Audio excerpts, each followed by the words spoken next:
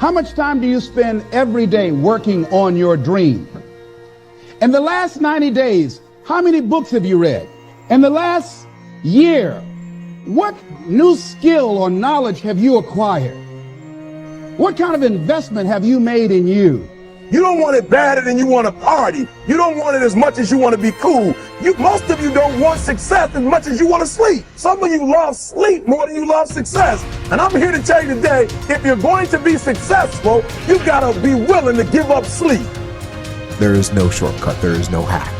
There's no sweatless solution. You're gonna have to work.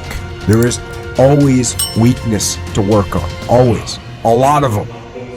Why would we allow ourselves to make easy excuses? Why would you allow that?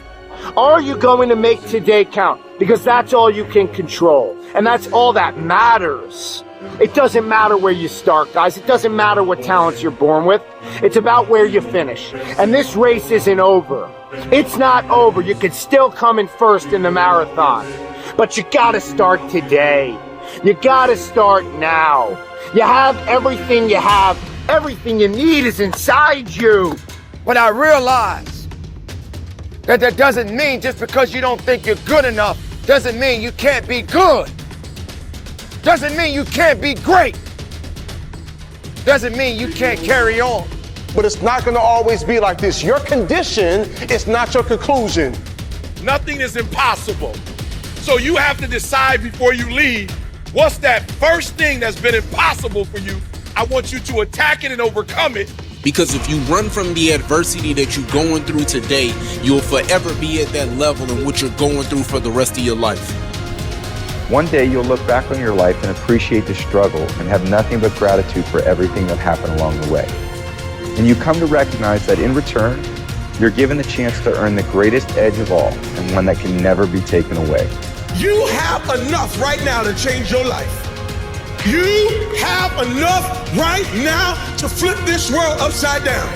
You have enough. You got enough power. You got enough anointing. You got enough grace. You got enough patience. You got enough gifting to make your money, get out of debt, get yourself together, and change everything about your world. Realize that you have the ability to make an impact. You have an opportunity to change that story in your head. Put yourself out there, because when you do, amazing things happen.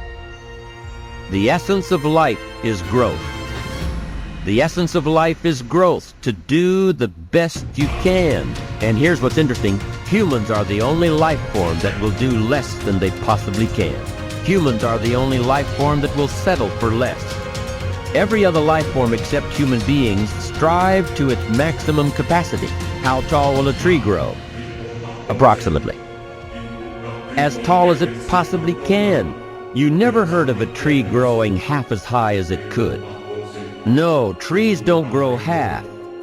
Trees send their roots down as deep as possible, stretch their limbs up as high as possible, produce every leaf possible and every fruit possible.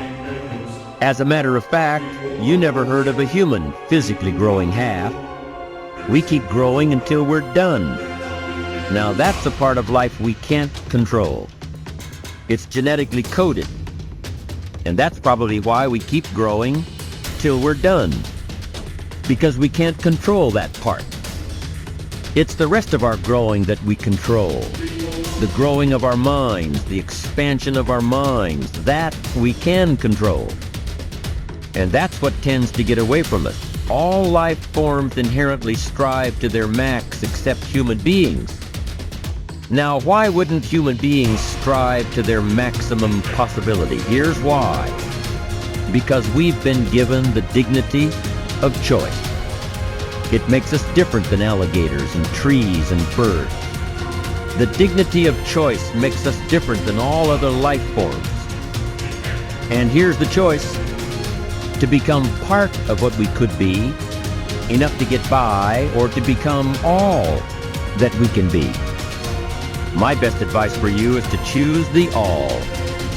Earn all you can, make all the friends you can, read as many books as you can, develop as many skills as you can, see as much as possible, do as much as possible, make as much fortune as possible, give as much of it away as possible. The max. There's no life like it. I'm telling you, once I got on track, I've never looked back. Pick up the challenge. Go for it. Take the best of the two easies. Take the route of it's easy to get ahead. It's easy to do all you can. It's easy to succeed. It's easy to have financial freedom. The more you do, the more you get. See, if you're playing it safe, you're not going to win. If you're playing it safe, like that old saying, you know, you were taught when you're a little girl, better to be safe than sorry. Well, that's a bunch of crap. It's not better to be safe than sorry. It's by trying things that you figure out how far you can go. You got to get outside the box. Like it's reported, Edison tried 3,000 ways before he built the incandescent light. He said he didn't fail 3,000 times. He said there was 3,000 different steps to building a light bulb. Well, there's different steps to get to where you're going. And I really do treat winning and losing exactly the same. I do not let it upset me. Do you think that's a big part of why you're so successful? Well, it's part of why I enjoy it. Yeah, I think it is, because I'll try anything.